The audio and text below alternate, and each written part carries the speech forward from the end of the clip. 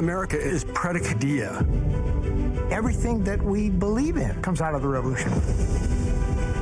Our ideas of liberty, equality. It's the defining event of our history. The American Revolutionary Movement served as a model around the world. These are not English liberties. These are transcendent liberties. These are liberties that all individuals have by the nature of being human. The American Revolution changed the world. Wow. That's part of the trailer for the American Revolution, the upcoming docu-series, which was 8 years in the making and filmed across 100 different locations.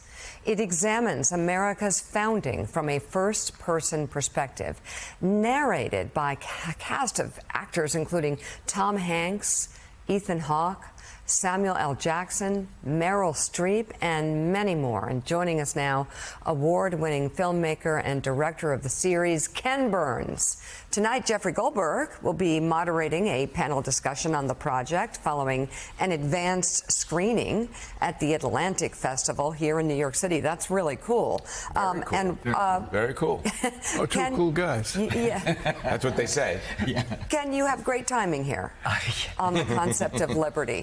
Mika, I started this project when Barack Obama had 13 months to go in his presidency. Oh. Whoa. Mark Twain, as everyone says, and I probably bored you endlessly, famously is supposed to have said, history doesn't repeat itself, but it rhymes. The rhymes over the last almost decade of working on this are continual and amazing, and they change all the time. We follow the wife of a German general who's coming across the Atlantic to visit her husband with Saratoga and the great British victory that doesn't happen there, and she's terrified because she hears Americans eat cats. If that had come out last year, last fall, if we'd come out last fall, it would have been a whole different story. But I'm galloping up like Paul Revere, not to say, as he did not say, the redcoats are coming, the redcoats are coming. He said the regulars are coming out, the regulars are coming out. I'm here to tell you that the revolution is the key to how we survive. The story of our origin story, where our notions of liberty, how the many accidents, the contingencies, when on April 19th on Lexington Green in 1775, the chances of success were 0, and how 6.5 years later it became a success, is the most important event in the history of the world since the birth of Christ. And I have been stunned. I'm glad I waited this long in my professional life to try to tackle it, because it's so very complicated and speaks directly to our moment in almost every way, shape, and form. What you do always so brilliantly, Ken, is shed new light on things we thought we knew everything about. From civil rights movement, the Vietnam War, now the American Revolution. Why did you think this was a good time to tell the story we all thought we already knew? Well, there's no good time when you spend 10 years. I mean, as I was working on it, nobody talked about the semi-quincentennial coming up. No one was telling you what was going to happen in American politics. And at some point, several years ago, 6 years ago, I said, wow, we may be done in 1775. That's the 250th. So you're never saying right now, you're just saying we need to know where we got started, what our origin story is. And let's be honest, there are no photographs, there's no newsreels, so the American Revolution is sort of covered, encrusted with the barnacles of sentimentality. We don't want to acknowledge its violence. It's a civil war, because maybe it'll diminish those big ideas that are happening in Philadelphia. Those big ideas are in no way diminished. They're in fact enlarged by the facts of the revolution. And if you're able to gather the kind of cast to read the hundreds of different voices, not just of the familiar top-down people, they're there and no longer opaque and unknowable, I hope, but also bottom-up people, Native Americans, small kids, 14 years old, John Greenwood from Boston, who joins the fight. I mean, at the end of the war, the people who are winning it are teenagers and disaffected folks and felons and second and third sons without the chance of an inheritance and recent immigrants. And we think of it as the sturdy militiamen. They're heading off to plant the crops or going home to reap the crops. Democracy isn't the object of the revolution. It's a consequence of it. Because when you look at the people who actually won the war, it's us. It's ordinary people. Ken, thanks to you and my wife, I've been privileged to see most of it thus far. And I was struck. Don't tell us how it ends. Well, we don't know how it ends, given what's going on today.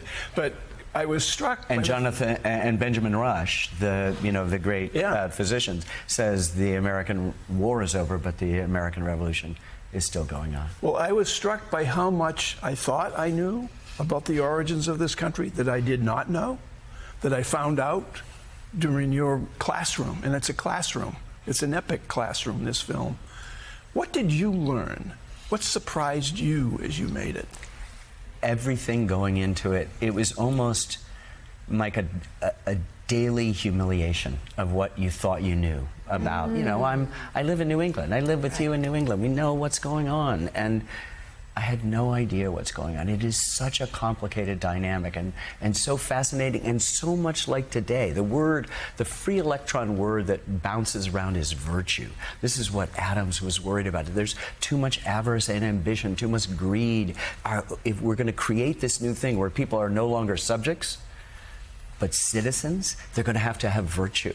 And to have virtue, you have to have perpetual education. That's the pursuit of happiness. It's lifelong learning. That doesn't mean the acquisition of objects in a marketplace of things. It means lifelong learning. So you begin to realize all of the things that you've heard are so superficially considered. And when you get down, even the battles themselves have their own character and structure that I think we ignore. We think, oh, Lexington and Concord, and then there's Yorktown, and then we've got a country, and it's the greatest on earth.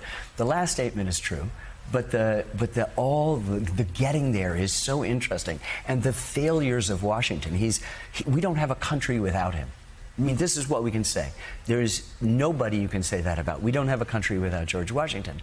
But he is deeply flawed. He's rash. He rides out on the battlefield at Kips Bay. And they're grabbing the reins of the horse to pull him out of there. At Princeton, Aide covers his eyes. He's going to be killed. And if he's killed, it's all over, right? And he makes horrible tactical decisions. At the biggest battle, the Battle of Long Island, right over there, right? The Battle of Long Island. Yeah. And he doesn't protect his left flank, and then he does it again with his right flank at Brandywine, another gigantic battle.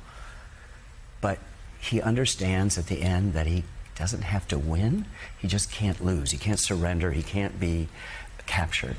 And the British have to win. And they're in this big territory. They're 3,000 miles away from the Home Office, and it's going on. And we are, as the wide variety of people, the scholar Christopher Brown says, are so amazing that we could coalesce is an extraordinary gift to us today, I think. Let's check out a clip from the series describing the chaos unleashed following the first shot of the Revolutionary War. A shot rings out. No one knows where the shot came from. That leads to promiscuous shooting, mostly by the British. It's not a battle, it's not a skirmish, it's a massacre. Now blood has been shed. Now the man on your left has been shot through the head. Your neighbor on the right has been badly wounded. You can't put that genie back in the bottle. So, Ken, you mentioned this a few minutes ago, but one of the things that struck me about watching this is the violence of the revolution. We think of the Civil War as hyper-violent, brother against brother. World War II, obviously, also Vietnam. This is a brutal war. We accept, Jeffrey, the violence of those other wars, but somehow we don't accept the violence of this. There is proportional violence. There are some places like New Jersey and South Carolina where you do not want to be in this revolution. More British and Hessian soldiers fall in one winter seeking forage than they do in the major battles because it turns into a guerrilla war. The Vietnam analogy, the Brits say, we have this province pacified, and then they go, Well, we actually don't have it pacified. Not at anymore. night, right? And not at night, Yeah. and people are beginning to really, occupying army does bad things, and they forage. Women are raped. It's a horrible situation. And then people who have signed up after we lose the Battle of Long Island to the Declaration of Dependence suddenly are taking up arms out of anger. And Adam says, motivated by revenge as well as by cause. This is a big thing. And what happens is you have all these people streaming into militiamen, streaming into the Continental Army, who are then pushing back the British. It is an amazing story. If you're going to quote from Lexington Green, let me quote from the end. We follow a German soldier named Johann Ewald. He's unbelievably contemptuous of this rabble, right?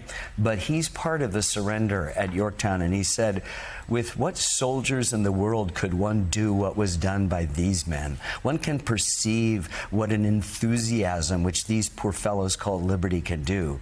Who would have thought 100 years ago that out of this multitude of rabble would arise a people who could defy kings?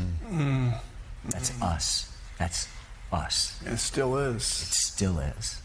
The Defy. new docuseries, The American Revolution, premieres November 16th on PBS and will air for 6 consecutive nights. Also on November 16th, the full series will be available to stream on pbs.org and on the PBS app. Award-winning filmmaker Ken Burns, thank you. And of course, you can go to the Atlantic Festival. Tonight. That's lucky. Joined by a young actor named Tom Hanks tonight. Oh my God. We're giving him this break. Yeah. Ken's he's giving him a pretty big good. break on this. Yeah, that's nice of you. Yeah, You're yeah. such a good guy. Well, Yeah. we also have a young up-and-coming actress named Meryl Streep, who I urge you to pay attention to. She's Okay. You're going to hear about her. You know good. what? Yeah, I might reach out to her for the Know Your Value. I could help her out. Yeah. Okay. Yeah. Editor-in-Chief at The Atlantic, Jeffrey Goldberg. Thank you as well. Good luck tonight. Thanks, Looks guys. amazing.